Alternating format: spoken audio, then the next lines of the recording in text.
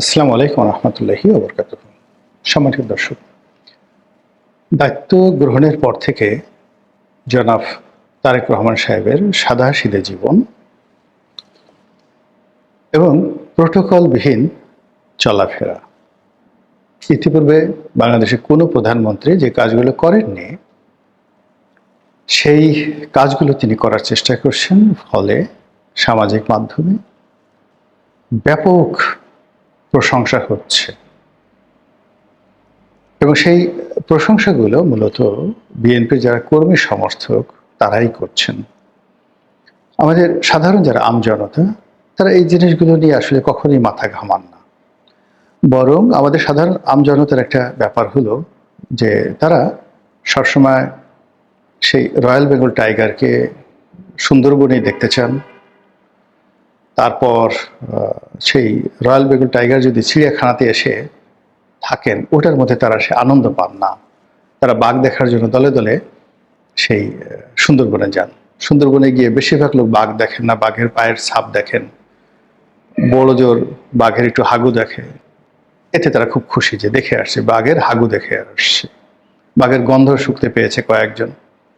এরকম দলে দলে হাজার হাজার মানুষ সুন্দরবনে যাচ্ছে, কিন্তু এই যে কয়েকটা বাঘকে যে বন্দি করে রাখা হয়েছে চিড়িয়াখানাতে, কয়জন লোক যেয়ে দেখেন বাঘের কাছে যায়। বরং সেখানে গিয়ে বাঘের কাছে গিয়ে মানুষ কি করে, বড় বড় মানুষ, ছোট বাচ্চারা প্রথমে তারা ঢিল মারে, বাঘকে একটা ঢিল মারে, তারপর শেষে লাঠি দিয়ে একটা খোঁচা দেয়, লেজ পেলে লেজ ধরে একটা টান মারে, লজ্জা স্থান থাকলে সেখানে একটা খোঁচা মারে, বাঘের পুরুষ বাঘ যদি হয় বাঘের যে অন্ডকোষ আছে সে অন্ডকোষে ঢিল মারে, বাঘ একটা ভেসকি দেয়, তখন মানুষজন খুব খুশি হয়।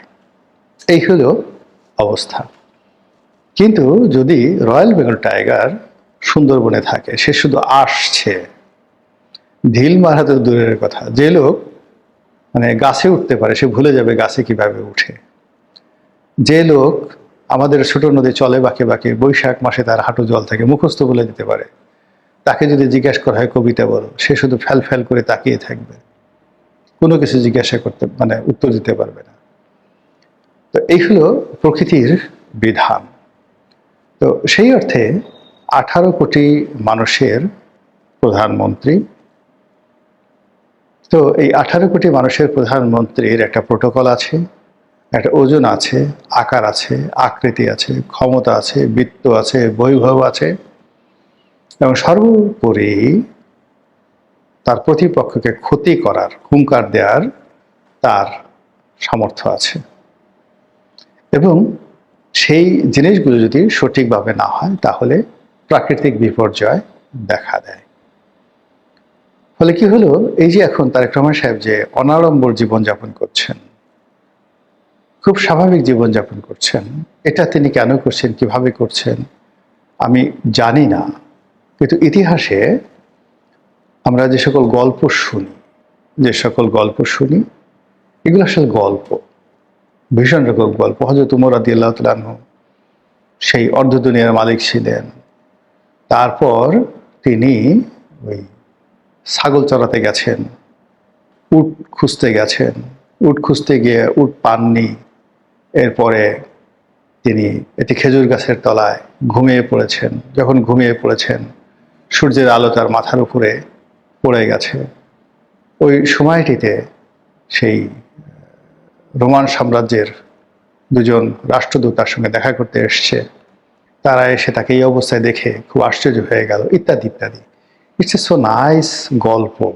এই গল্পগুলো এত সুন্দর, যেটি আপনি হযরত উমর যেই সময়টাতে মদিনা রাষ্ট্রের অধিপতি ছিলেন, ঠিক সেই সময়টাতে আপনি যদি পারস্য ডাইনেস্টি ধরেন, ইংল্যান্ডের রাজপ্রাসাদ ধরেন, ইউরোপের রাজপ্রাসাদগুলো বা রাষ্ট্রীয় কালচারগুলো ধরেন, সেই কালচারগুলো মদিনাতে অনুসরণ না করতে পারার কারণে হযরত উমর, হযরত আলী এবং হযরত উসমান রাদিয়াল্লাহু তাআলা আনহুকে প্রাণ দিতে হয়েছে। This is one. যার জন্য আবেগ দিয়ে সব জিনিস চলে না। সেকেন্ড থিং হলো উমরের কঠোরতা। এখন মিশরের শাসনকর্তা, মিশরের দুর্ভিক্ষ হচ্ছে, উমর তাকে ডেকে পাঠালেন, আসো। তারপর তিনি তাকে খেতে দিলেন বা খেতে বসলেন। একসাথে তিনি খেতে বসলেন জবের রুটি আর হলো রেড়ির তেল, জয়তুনের তেল। তো সেই জয়তুনের তেল দিয়ে এখন হযরত ওমর খাচ্ছেন, কিন্তু সেই মিশরের যে গভর্নর তিনি খাচ্ছেন না।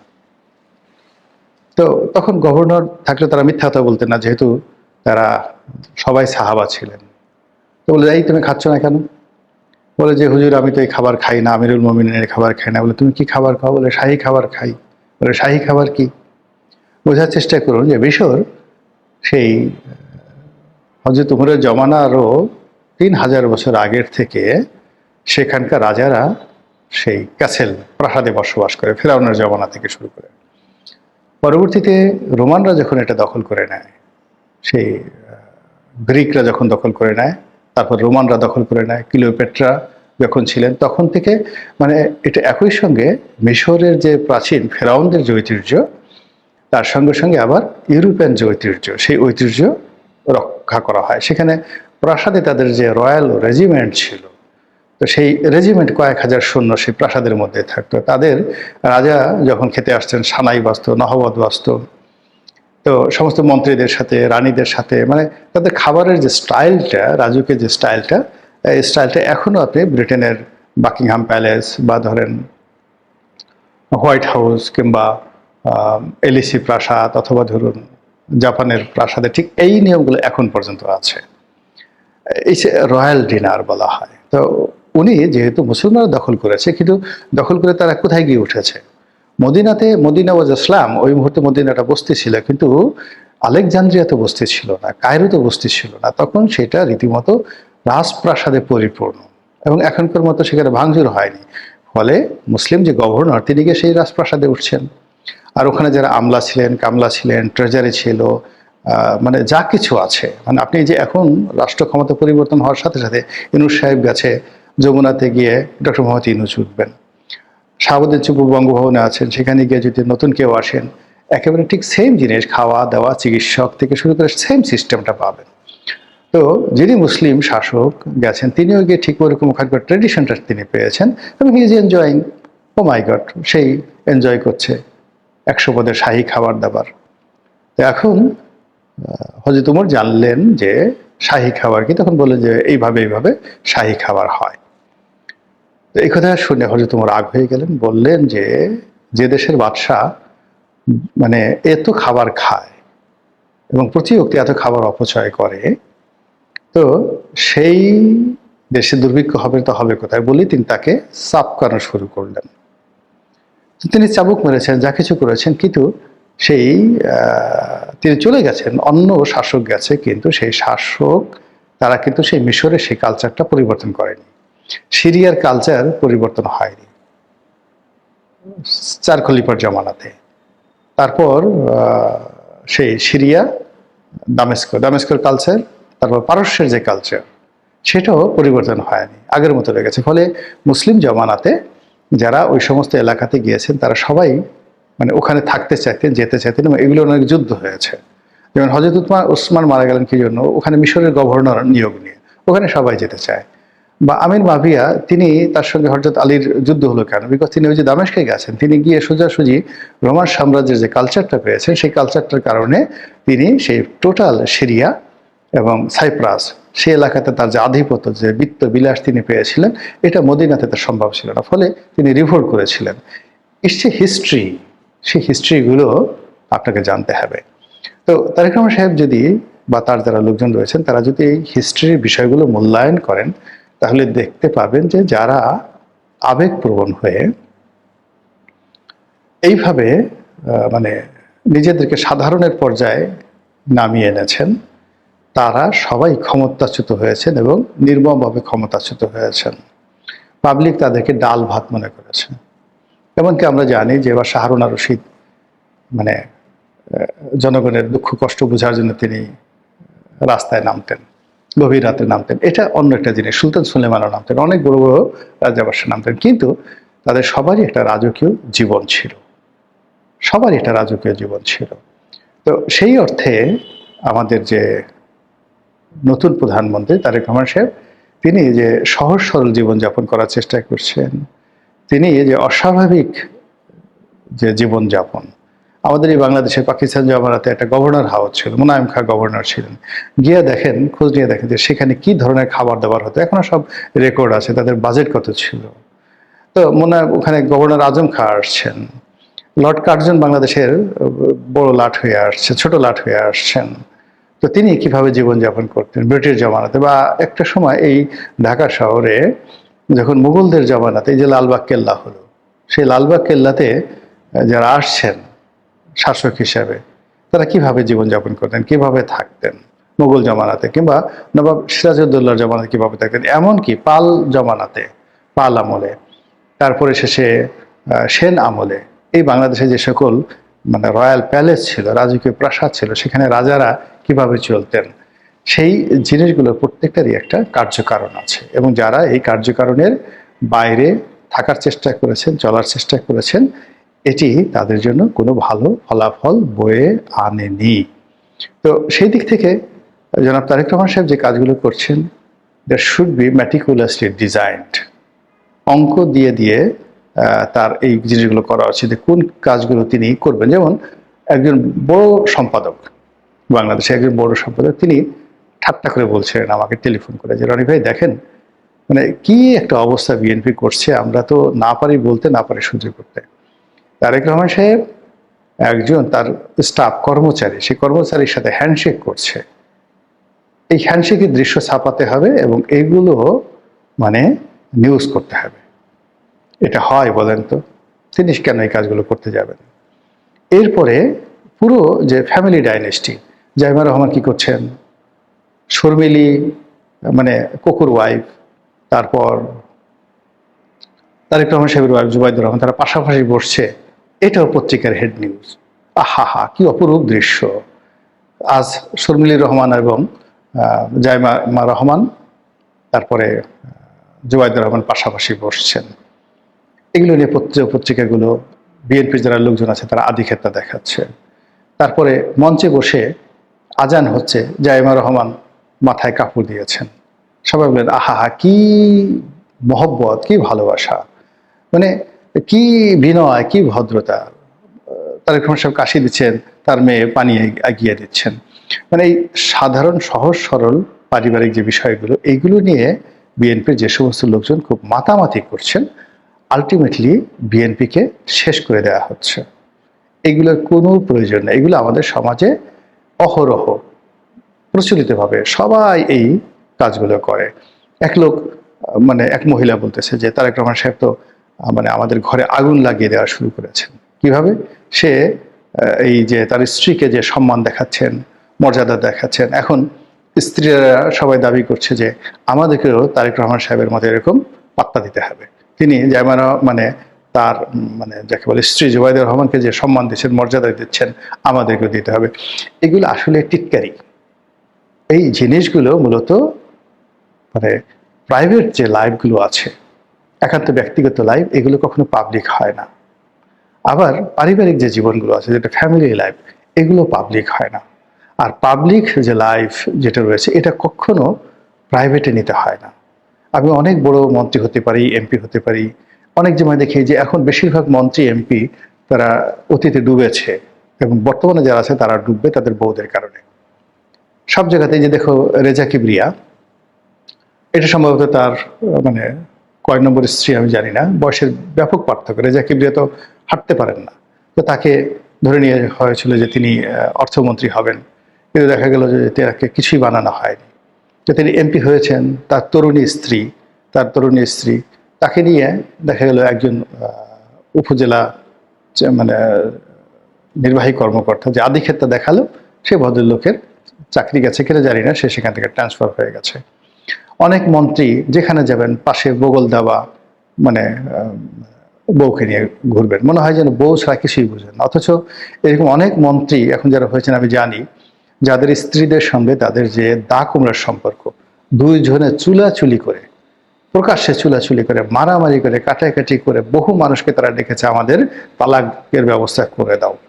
এখন তারা হাত ধরাধরি করে এমনভাবে হাঁটাহাঁটি করছেন, যেখানে মন্ত্রী যাবে সেখানে তার বউ যাবে, মন্ত্রীর জন্য একটা গাড়ি, মন্ত্রীর বউর জন্য একটা গাড়ি, মন্ত্রীর জন্য একটা চেয়ার, মন্ত্রীর বউয়ের জন্য একটা চেয়ার। এগুলো দেখলে মানে রাগে পিত্তে জ্বলে যায়। এগুলো ঠিক না।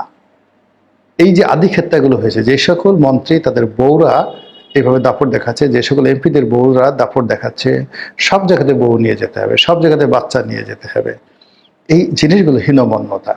এটা প্রেমের লক্ষণ নয়, পরিণতির লক্ষণ। অনেক মানে এক মন্ত্রীর কথাই বলবো, যদি চ্যালেঞ্জ দেয় আমি বলে দিতে পারি।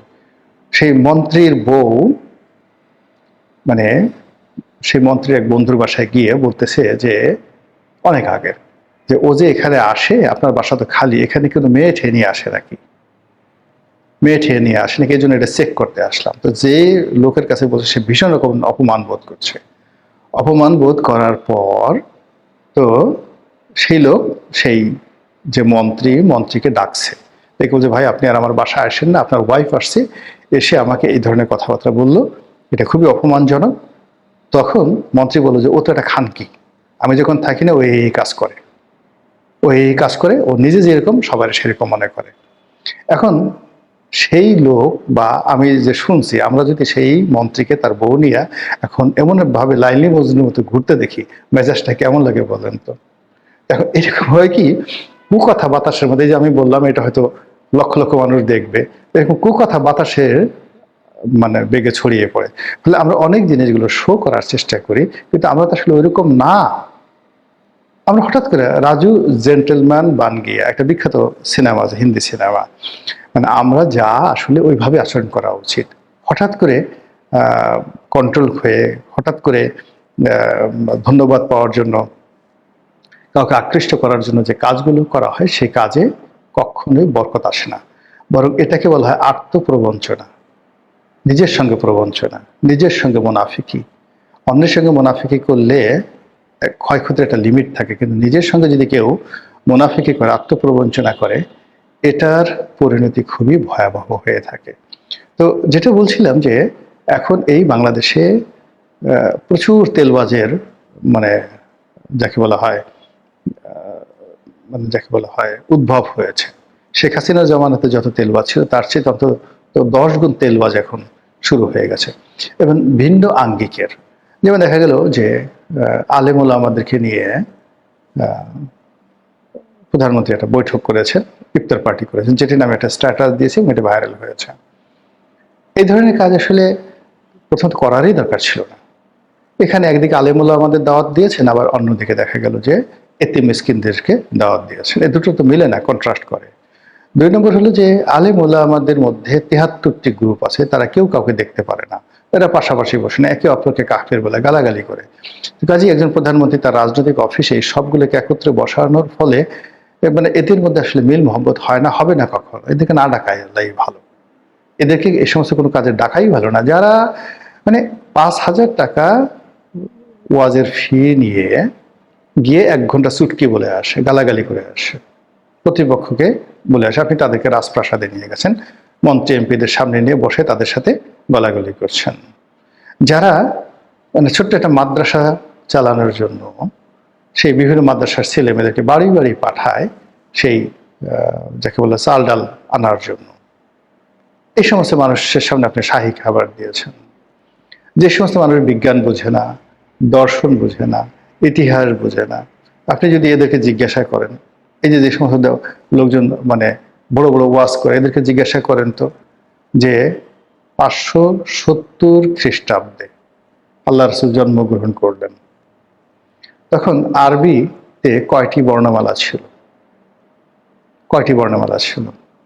এই যে এরা যে মাখরাজ, গুন্না, এখানে টান হইল না, এখানে এইভাবে টান দিতে হবে, এইভাবে আইনের উচ্চারণ করতে হবে, এই জিনিসগুলো আল্লাহ রাসূলের ওফাতের কত শত বছর পরে বাস্তবায়ন হয়েছে, এবং কেন হয়েছে, আর কেন এখন এটা হচ্ছে না? এদেরকে জিজ্ঞাসা করেন যে ইংরেজি, যে what you are talking about, এটা আমি বললাম what you are talking about, এই শব্দটি যখন ইংরেজরা উচ্চারণ করে, ইংল্যান্ডের লোক উচ্চারণ করে, তারা কিভাবে করে? আমেরিকানরা কিভাবে করে, আরবরা কিভাবে করে, ইতালিয়ানরা কিভাবে করে, স্প্যানিশরা কিভাবে করে, ভারতীয়রা কিভাবে করে, এটা ডিফারেন্স হয় কেন? আরবি ক্ষেত্রে তো একই অবস্থা। আরবের যে বিভিন্ন অঞ্চল, আপনি গিয়ে দেখেন এক জায়গার ভাষার সঙ্গে অন্য ভাষার কোনো মিল নেই, একটু মিল নেই। মানে এই কোরআনের যে বিষয়গুলো আছে সেটা শুধুমাত্র এই আমাদের লিখিত কবিতার মতো বা লিখিত দলিলের মতো, লিখিত ম্যাগনা কার্টার মতো, যার জন্য আমরা এই জিনিসগুলো আমরা ওইভাবে পড়ি। কিন্তু যদি আরবি ভাষাটা ধরেন তাহলে বাংলা ভাষা যেভাবে নোয়াখালীতে একরকম, তারপরে বরিশালে একরকম, পটুয়াখালীতে একরকম, চট্টগ্রামে একরকম, আরব দেশে একই রকম অবস্থা। আরবের ভাষাটাও ঠিক সেইভাবে, আরবি ভাষাটা খুব বেশি পুরনো নয়, খুব বেশি পুরনো নয়, একেবারে নতুন একটা ভাষা। এখানে এই ভাষাটা কিভাবে আসলে, সবকিছু আসলে ইন্ডিয়াতে নিয়ে তাদেরকে জিজ্ঞাসা করেন, তারা বলবে না। তারা শুনছে ওই হযরত আদম আলাইহিস সালাম আরবিতে কথা বলছে। কে বলছে হযরত আদম আরবিতে কথা বলেছে? এই যে জিনিসগুলো আপনি যেগুলো, হযরত নূহ আলাইহিস সালাম কোন ভাষায় কথা বলেছে, ইসু আলাইহিস সালাম কোন ভাষায় কথা বলেছে, এরা বলবে আরবি ভাষায় কথা বলেছে। এই লোকগুলো মানে কনজারভেটিভ লোকগুলোকে নিয়ে, মানে এরা নিজেরা যেভাবে কনজারভেটিভ, এদের গ্রুপ এভাবে কনজারভেটিভ করে তারপর শেষে মানে মহামানব হওয়ার, অতিমানব হওয়ার যে চেষ্টা, এটা ভালো না। একজন দেশের প্রধানমন্ত্রী, 18 কোটি মানুষের প্রধানমন্ত্রী, দেখা গেল কি একজন হুজুর তার কাছে গেছে, হুজুর বসে বসে তার মাথায় হাত বুলাই দিচ্ছে। আরে 18 কোটি মানুষের নেতা যিনি সবাইয়ের উপর হাত বুলাবেন, তাকে মাথা নুয়ে তার উপর হাত বুলাই দিচ্ছে। তার দোয়া, যে লোক 10,000 টাকা ওয়াজের ফিয়ের জন্য মানে ঘুরে ঘুরে বেড়ায় সারা বাংলাদেশে, যে লোক ওয়াজ করতে যায় গাড়িতে, গাড়ির তেল মানে দেওয়া হয়নি বা গাড়ির ভাড়া দেওয়া হয়নি, এই জন্য ঝগড়াঝাটি করে আসার পথে গাড়ি ভেঙে চুরমার করে দিয়েছে। এখন সে আমাকে দোয়া দিবে, আর তার দোয়ায় আমি পুলসিরাত পার হব। পাগলের আর মাথা খারাপ হবে কিভাবে? তো এই যে জিনিসগুলো যে হচ্ছে, এই জিনিসগুলো ভালো হচ্ছে না, কোনো অবস্থাতেই ভালো হচ্ছে না। এগুলো অনেক বিপদ বিপত্তি ডেকে আনবে। মহান আল্লাহ আমাদের সবাইকে হেদায়েত দান করুন এবং হেফাজত করুন। আসসালামু আলাইকুম ওয়া রাহমাতুল্লাহি ওয়া বারাকাতুহু।